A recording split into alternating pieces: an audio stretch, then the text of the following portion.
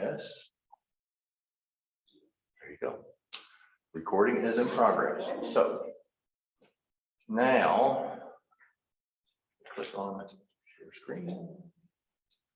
We can share right here. You might want to let Kathy know that we're recording. Yeah, Kathy, did you hear that? You've got the recorder on? I do, Okay. yes. Okay. Awesome. All right. I'm not real sure about this first question, so I'll let you guys tell me, what is this supposed to mean? Is it possible to own things without having the things you own? Oh, no, you got it. You got it backwards. It's without having the things own you. Oh, see, that's the thing. That's why I have read it that way 14 times. I've read it the wrong way every single time. Oh, is it possible to own things without having the things own you? Okay, well, that makes a whole lot more sense. It depends on, it depends on what we're talking about, isn't it?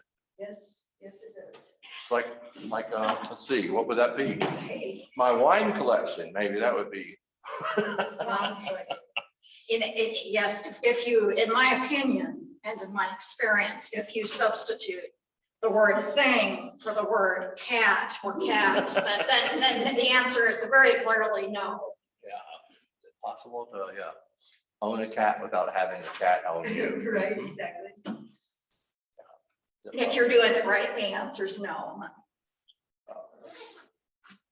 So there is. So yes, it is possible. So that's really what the Luke passage is all about, is about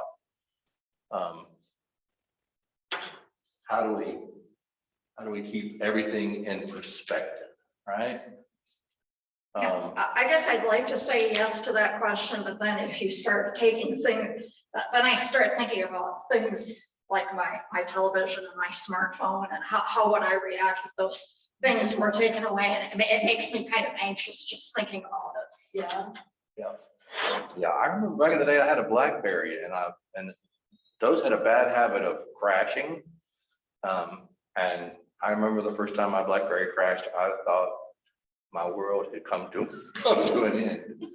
Thanks be to goodness for now we have the cloud. So with my Apple phone, if it crashes, at least I got something I could recreate it. But that's my brain. It's my calendar, my brain, got everything. So the reading for the day is Luke 12:22-34. I'll do this, I think.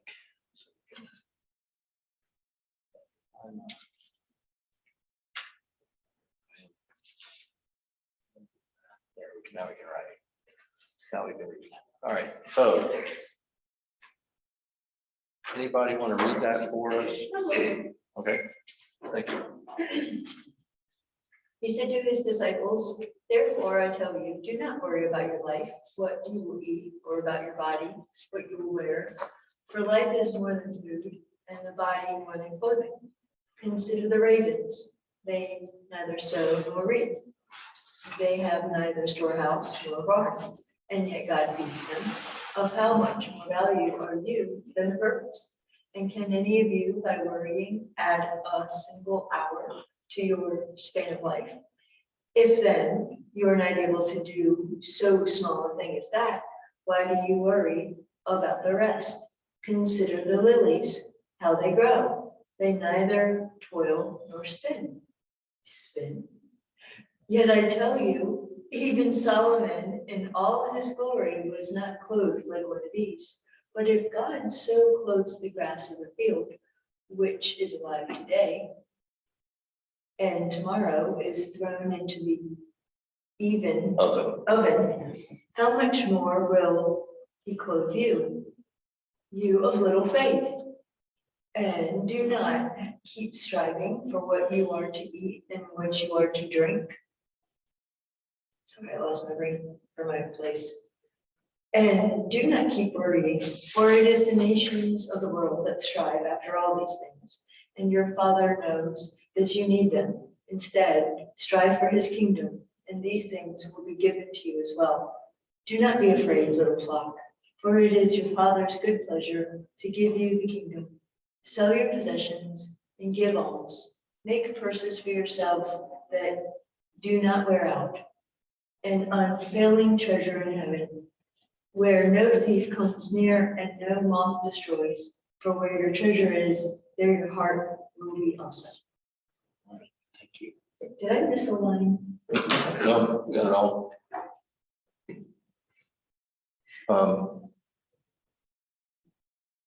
They also added these two Old Testament readings, Leviticus. These you shall regard as detestable among the birds. They shall not be eaten. They are an abomination. The eagle, the vulture, the osprey, the buzzard, the kite of any kind, and bold, every raven of any kind, the ostrich, nighthawk, seagull, hawk of any kind, the little owl, the cormorant, the great owl, the water hen, the desert owl, carrion vulture, the stork, the heron of any kind, the hoopoe, I don't know anything about it, and the bat. Don't eat bats. See, this is where the whole COVID thing started, right? They disobeyed the Levitical law. And we ended up with And ate COVID. bats. They ate bats. So anyway, Deuteronomy, you may eat any clean birds, but these are the ones you shall not eat: the eagle, the vulture, the osprey, the buzzard, the kite of any kind, every raven of any kind, the ostrich, the nighthawk, et cetera, et cetera, et cetera. Reckon why they decided that they wanted to bring that up.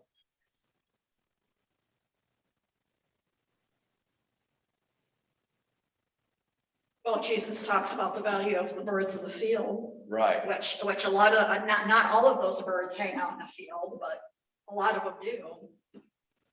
Well, and specifically the raven, the significance I of see. the raven, I think, the fact that Jesus is talking, consider the ravens, they neither sow nor reap, and they have neither storehouse nor barn, yet God feeds them. Well, if this is one of the God's detestable animals, that's like saying, consider the pigs in the slop.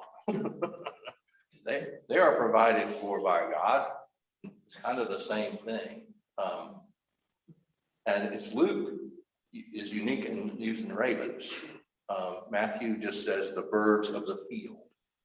That's all he says. Yeah. That's the one I was thinking of. Yeah. Didn't catch the raven part. This one. And Luke,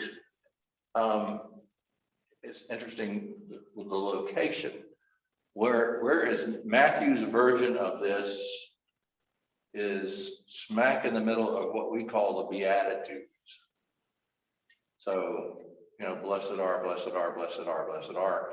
But then we always think of that section in Matthew's Gospel of chapter 5, that those are the Beatitudes, and in many ways they are. And yet that section of teaching goes on for another 2 chapters. I think it's all the way through chapter 7. It goes from 5 to 7.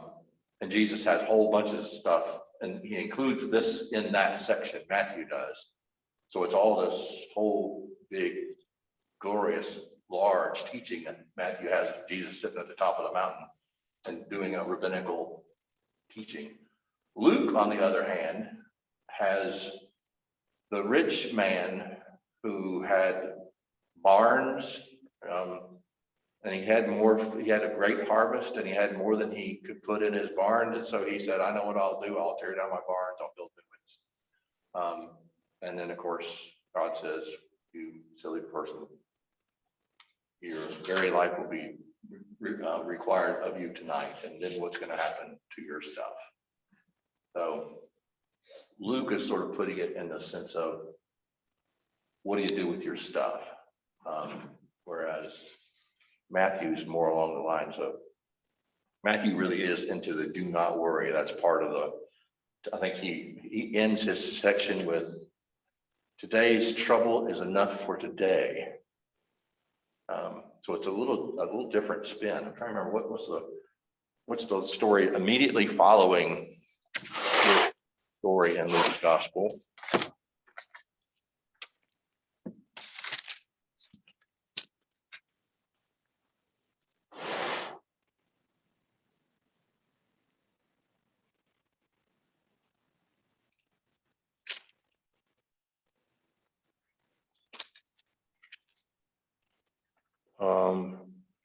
Yeah, be dressed for action and have your lamps lit. be like those who are waiting for their master to come from the wedding banquet. So he starts with your stuff's not going to save you, then goes to this, don't worry about your life or what you'll eat, and then a be ready section. I did a couple other things with regard to ravens. Yeah, she talks about sparrows. So let me switch over. I don't know if y'all read that book. It's a very different book. Any of y'all read The Sparrow? I have it on my shelf. It's Anybody wants to borrow it? I've been told it's troubling. it is. I don't know what else to say about it. It is a little goofy, but nonetheless. Hi, Suzanne. Hi, Suzanne. But I did do some Googling. And talking about ravens in the Bible, what, you know, when Luke is unique in using ravens in this section. I think Luke is the only one that actually uses ravens at all in any of it, has Jesus saying the word raven in any of the Gospels. And yet the raven is the first bird that's sent out after the flood, sends the raven out. The raven goes to and fro, it says. But he doesn't return. So then he sends out the dove, and the dove goes around and comes back. And then the dove comes back with an olive branch, and then the dove leaves and doesn't come back at all. And the thinking on that is the raven, since the raven's a carrion bird, it can live off of dead stuff. Theoretically, if there was a flood of the whole earth, there's a lot of dead stuff floating around out there. So the raven would have something to eat. Whereas the dove, not so much. There has to be vegetation of some sort for the dove to be able to live. So, so ravens are a little different there, and there's always, they use ravens as a means of comparison. Yeah, Song of Solomon calls her over the hair black as raven. Yeah. The eye makes fun of a father and hates to obey a mother who will be plucked out by ravens. And actually, supposedly that is one of the behaviors of ravens. They will pluck out eyeballs.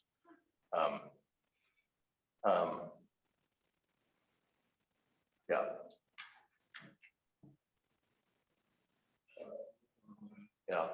Yeah. Ravens are a particularly good, so the very end here. Ravens are a particularly good symbol for God's providential care because they engage in a behavior called caching.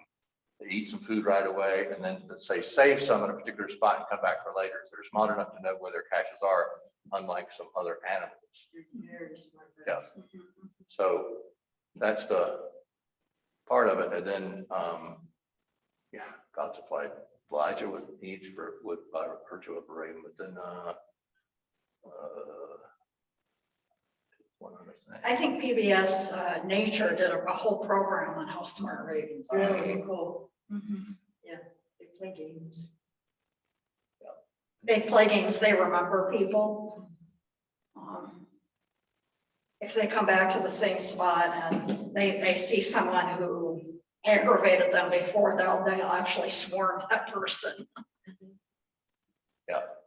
the idea Crazy that, smart. so the idea in Luke's gospel that God ensures ravens have life, even though they're unclean, they don't grow crops, but God gives them water and food, God cares for them. So it's not just more value than the birds, because the sparrows are the other one that we hear used in the gospels, because the sparrow is a clean bird for one.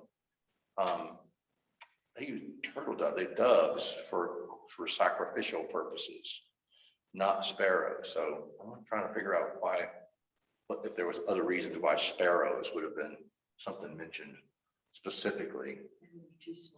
It's not a lot of meat on a sparrow, so. So that's the, let me stop the share here so we can talk. There we go. All right. So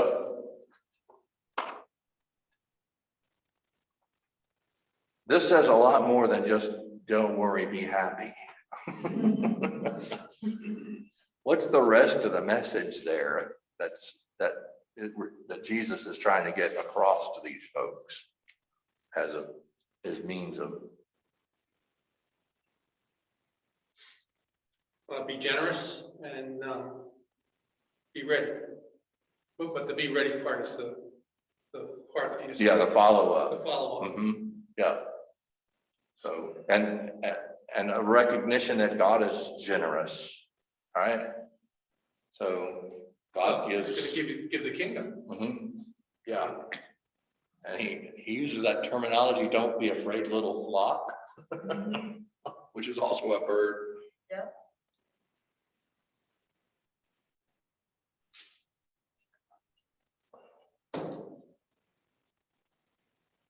God is trustworthy. Yeah, we can lean on God in the best of times and in the worst of times.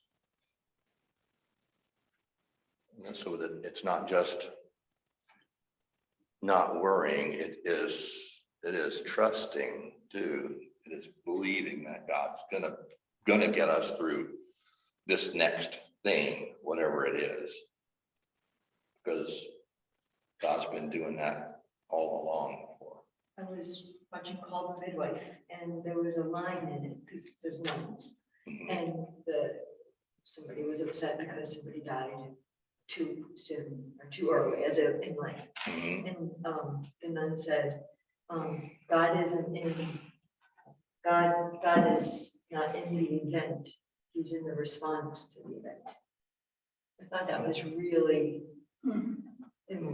that I wrote that down, because how people love each other through the event, and how people come together to help people who have dealt with that event. But I don't know. I just thought it was cool. What do you think about that? I mean, because it kind of goes along with this God is trustworthy. Like he'll be there for you no matter what's happening.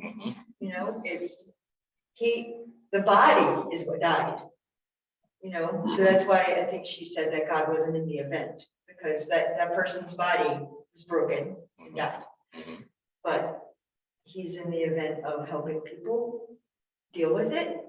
So that's how I took it. What do you guys think? My favorite line was from a Greek counselor was, don't confuse God and life. The life does hand us terrible things sometimes. So it's not God trying to punish us or do something bad to us or anything like that. That's just life does that. So the question is, how do we respond? How do we lean on God in the midst of those times and troubles and trials? So again, that's kind of where I hear her going when she says it's in the response. God's in the response. God is present when the event happens. Right.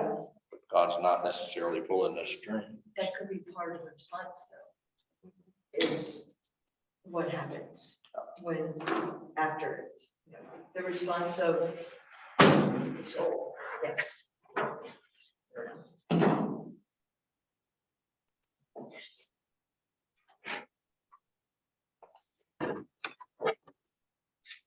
Oh, I wanted to ask you, so you had said that there's a difference between Luke and Matthew in how they're putting the same idea out there.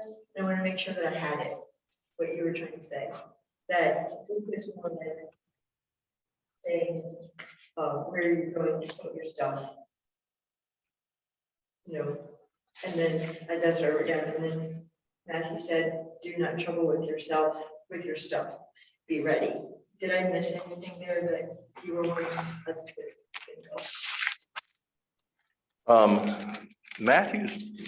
Luke is very much in the realm of don't let your stuff own you, which is kind of where we started here. Matthew really is more in the don't worry, be happy, not be happy, but don't worry, trust God.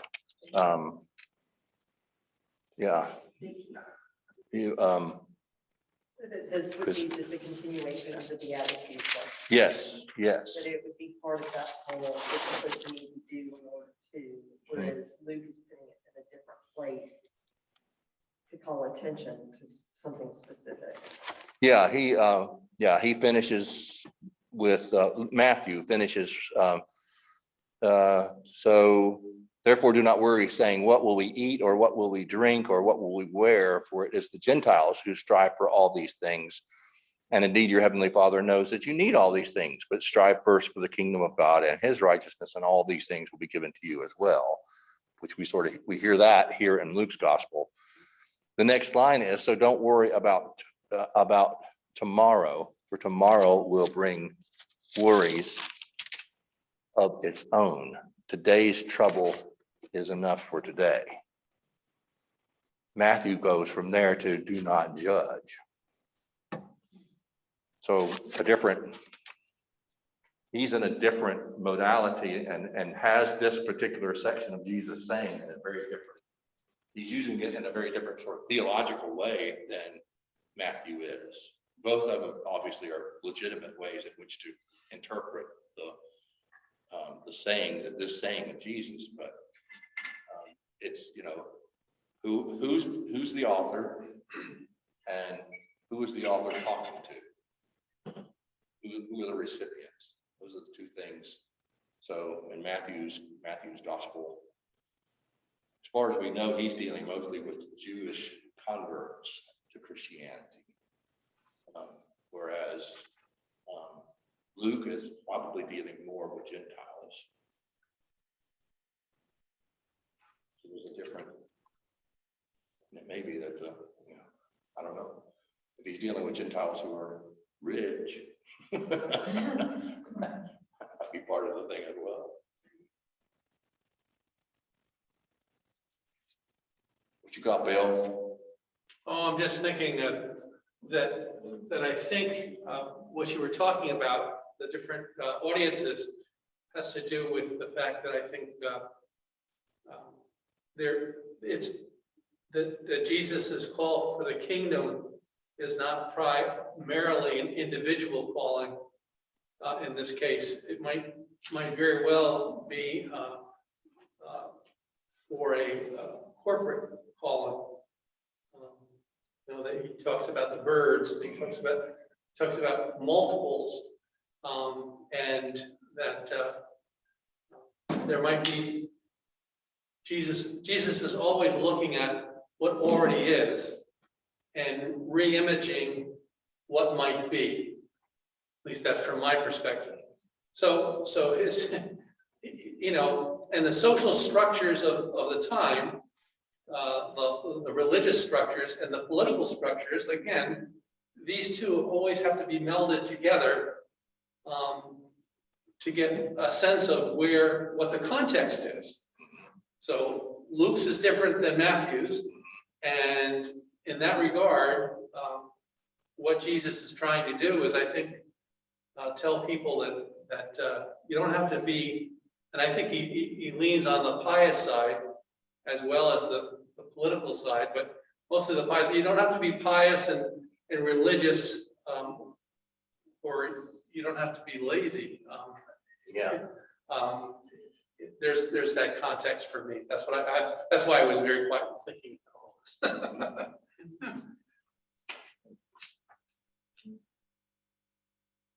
It also seems to be balanced. Like you were saying, there's some people who will say, well, I don't need to do this and such because God's going to provide for it. Mm-hmm. And so you've got to find that balance of, well, I don't need to have a job because God's going to provide. It's like, no, you do, because God gave you a brain, and but then you can't get obsessed with what you're acquiring. So it's finding that balance. Yeah. So Jesus is talking about worry, and you can take worry too far, and you can take planning for the future, which Jesus is talking about here, I think, very clearly to me. And you can make it into an unwillingness to look into your future, to what's coming up, right. And just, God will take care of it type of attitude. So again, I think the good word balance. And in both cases, there's risks. So, you know, it just.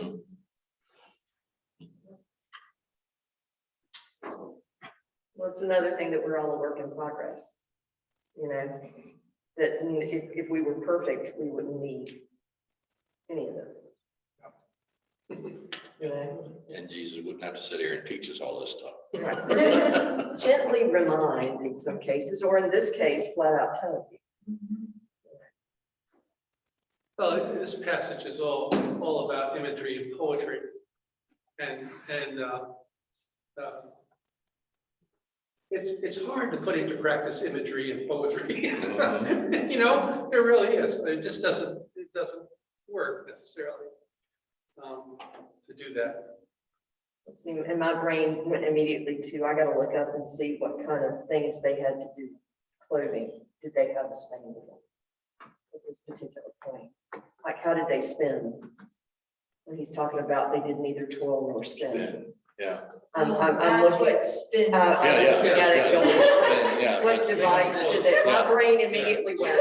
Yeah, they didn't, Okay. they didn't go to the consignments. Exactly. But I'm wondering if they had a legit spinning wheel, or did they have another device where they would spin? I've got to look up. I think this is poetic imagery, I know. what I was talking about before.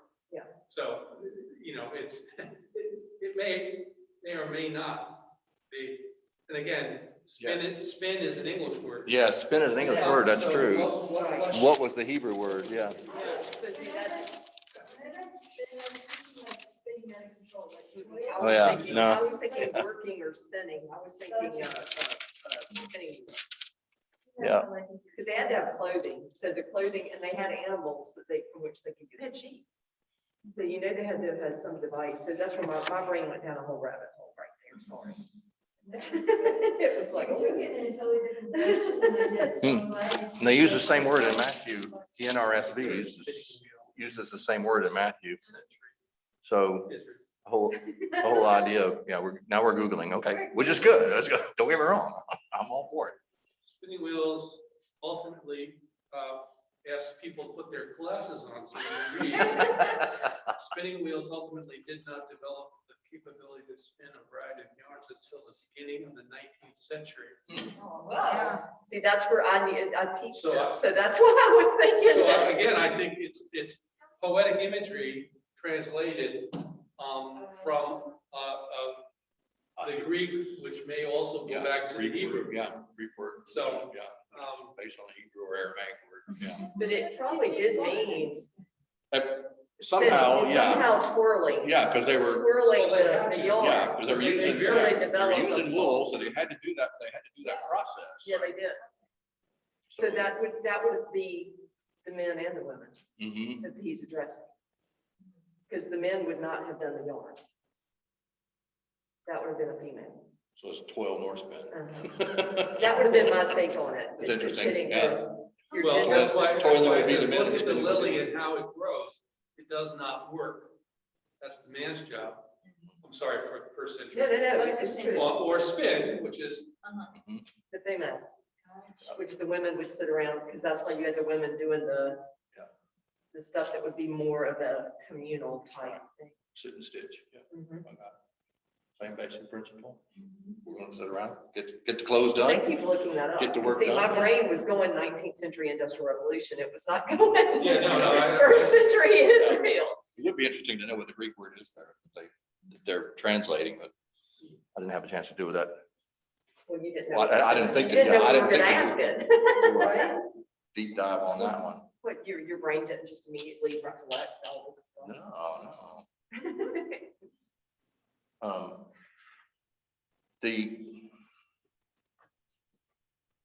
The last section that is here, I wanted to sort of bring this up because this one was something that I'm just not sure of. Let's see, here it is. the last few verses you're talking about. No, this excerpt from Mary Doria Russell, The Sparrow. Oh, that book you were talking about. Yeah, this is the one that,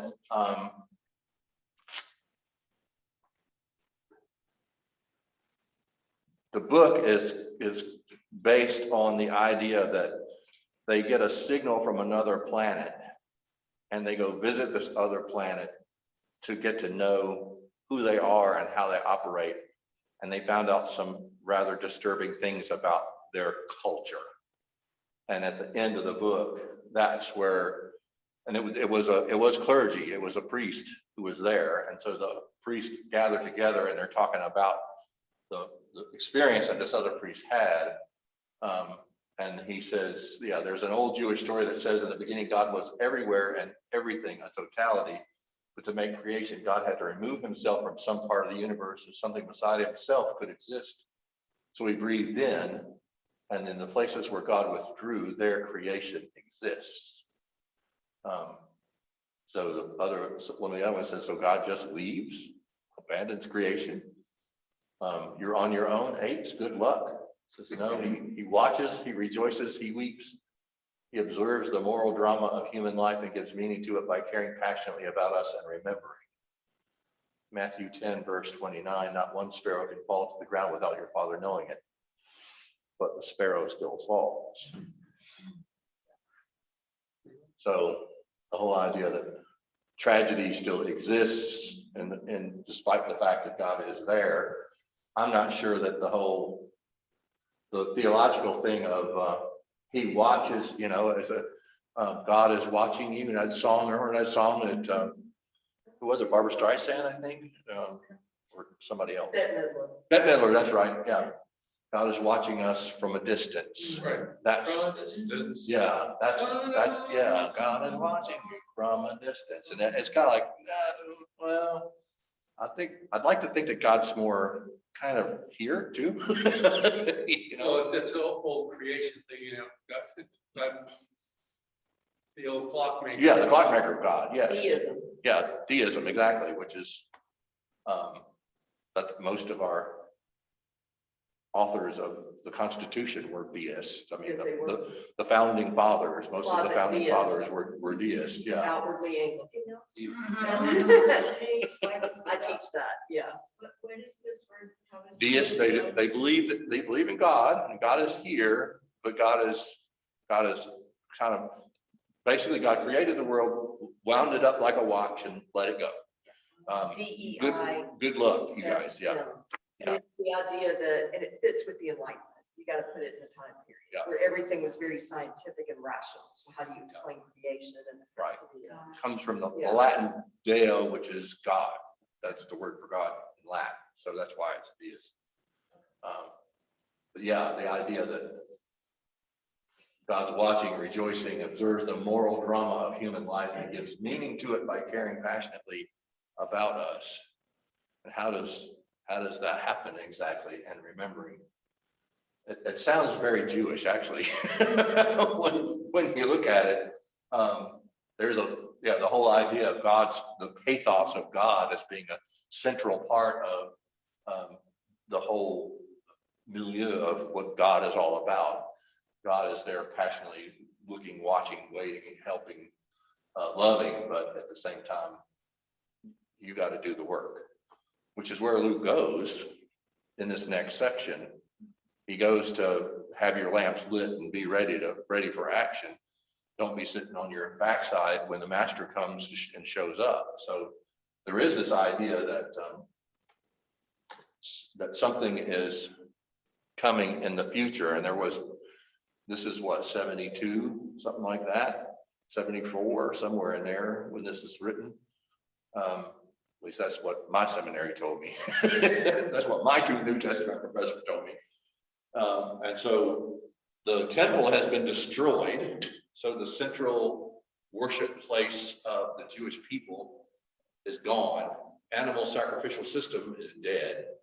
And so, all right, what's happening now? And one of the things they cling to is the great day, the next day, the big day, the end times, when Jesus is going to return. And if you read some of Paul's writings, Paul tells people, don't get married, unless you can't avoid it, because God's coming soon. Jesus is coming soon, and there will be some trials and tribulations associated with that return of the Savior. So I wonder if some of the keep your lamps lit and be ready for action thing has to do with that thought process. They really did think that Jesus was going to return within their first generation. That it wasn't, we weren't going to go any further than that. And then when Jesus didn't show up, Paul says something, one of his later books, he says that some of you are worried because some of you have died and Jesus hasn't come back yet. Don't worry about it. He'll come back when he's ready. Doesn't say it quite like that. Maybe in Eugene Peterson's The Message, he might say it like that. But the idea that there's responsibility on the one hand, don't worry on the one hand, and then like you said, the balance of, but do what you're supposed to do. There's an apocryphal story in my old job where one of the guys who was a devoted Christian called in and said, I'm not coming to work today. My car won't start, so God does not want me to be at work today. Like, you probably need to call your mechanic instead.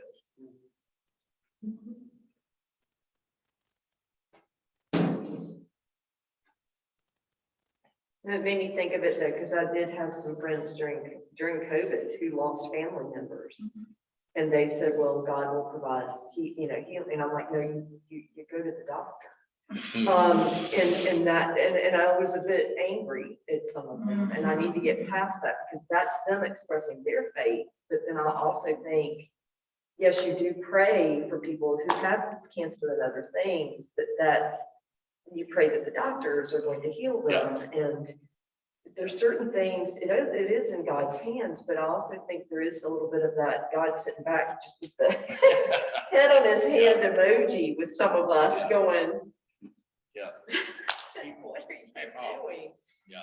Yeah, I did this one. I use this one. Yes, this is just and then I know, but then also too, I think it's when you were saying the thing like in here about the role that Jesus plays, like they're referring to God, but then what function does Jesus play in all of this in order to, because you're talking about the Jewish tradition, yes. which would have this would be very a Jewish God, and then the Christian tradition throw Jesus in there. And so my brain was thinking, so the function of Jesus within the Christian tradition to connect, is there a keep going. I don't know. Well, Jesus is a rabbi, Right. a teacher.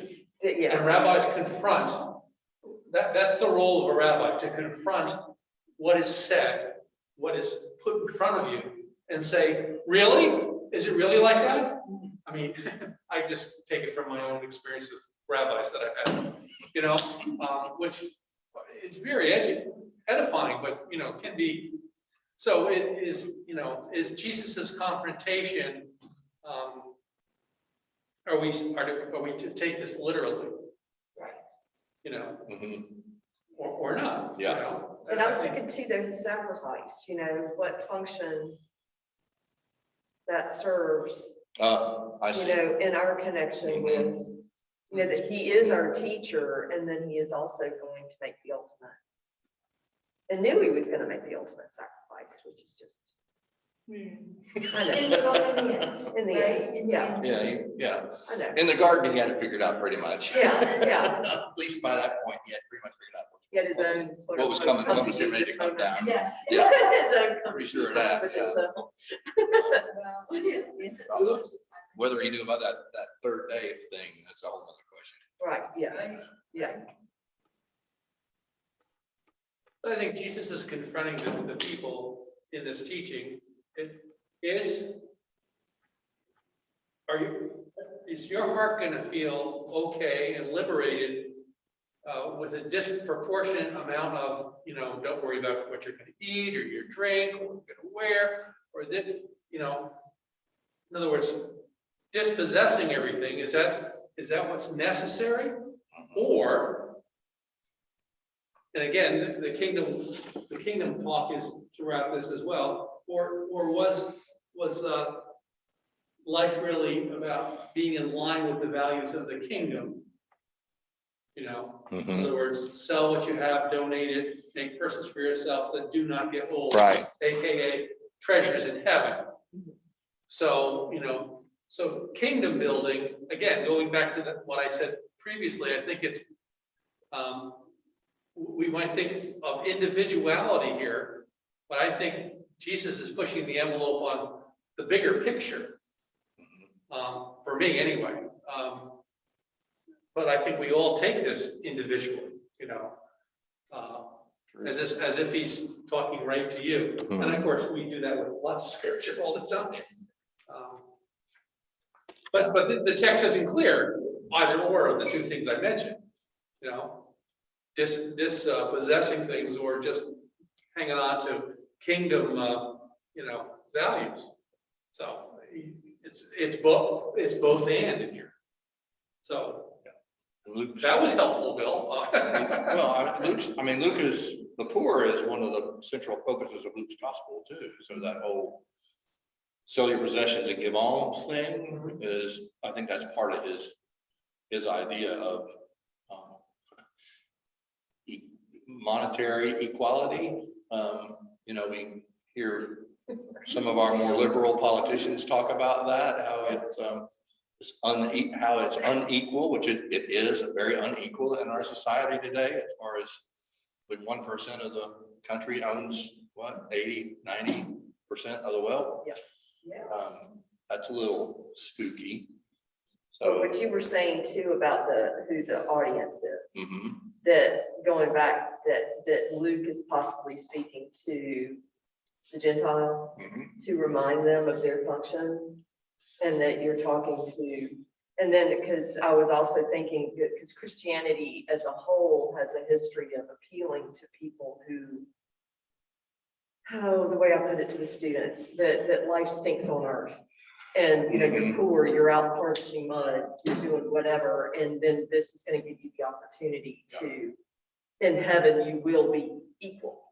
And so you've got that appeal of it. And so he is pointing out, you know, you're focusing here, but, and is that, and then, I don't know, some of the people I have met, one of the ladies I know, she's from the Bahamas, they didn't have a whole lot, but her faith was so much stronger than anybody I've known here. And it makes me think when you meet people from developing nations who have become Christian, they're so much more genuine and passionate, maybe because they aren't focused. Well, they're not focused on possessions because they don't have any. Exactly, and I think that was that I was thinking about Cheryl when you were saying, when you were talking too, about how, I mean, she's just very genuine. Yeah. Yes, sir. I understand. Sing one.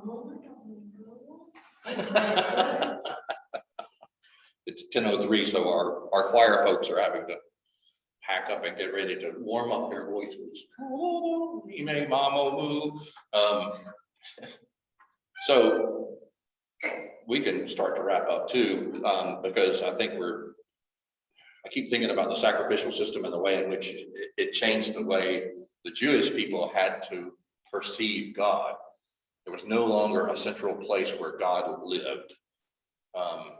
So now God went from being in the temple to God being everywhere.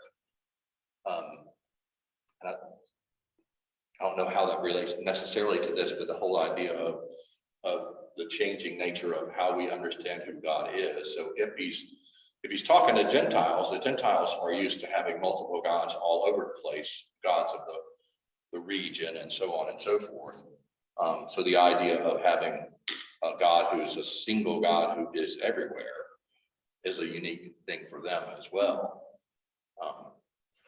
And I also wonder if he's talking to Gentiles, are we talking about a civilization that has more wealth than some of the other areas where they might be teaching and preaching? So Luke's audience might be a little more well off than Matthew's audience or Mark's audience. John Claypool said that Mark's gospel is the blue collar gospel because Jesus is noisy and he moves around fast and he doesn't have a lot to show for it in the end. He works hard and doesn't have a lot to show for it at the end. So the idea that in Luke's gospel, this sounds like a much more sophisticated crowd that he's talking to, for one, because he's telling all these stories and it's very poetic. So it may very well be that he's dealing with folks who do have more possessions, and therefore this issue about having the things you own you is more of an issue among the Lucan community than it would be in the Markan community, for example. So that may very well be part of what's happening here as well. So next week, we'll be talking about, I think it's 24. Yeah, it is. It's 24. I believe, if I remember my gospels right, Luke says Luke 24:13-35. Oh, this is Lazarus and Dives. Okay, this is not the section that I thought it was.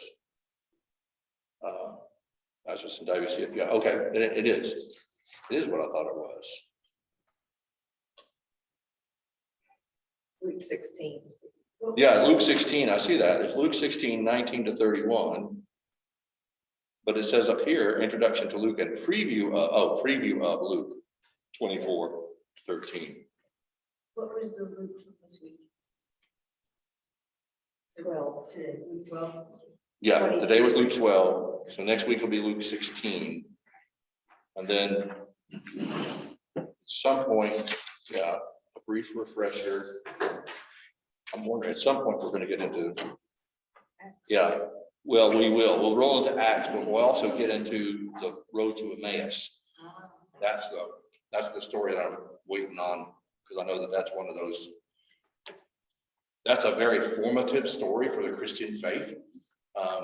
It very much sort of lays everything out, and there's a real interesting things that we have held on to ever since that. I mean, some of the principles that were laid down in Luke 24 are principles that we still hold to today and in the church. It's still part of our ritual process and our means by which we express the faith. So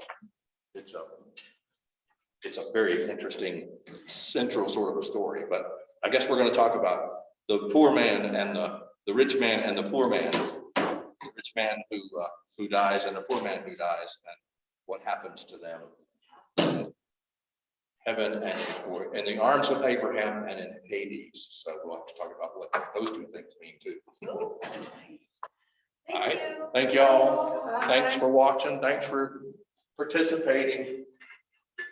And I gotta miss next week. I'm gonna stop the share. Try to remember to remind him to record.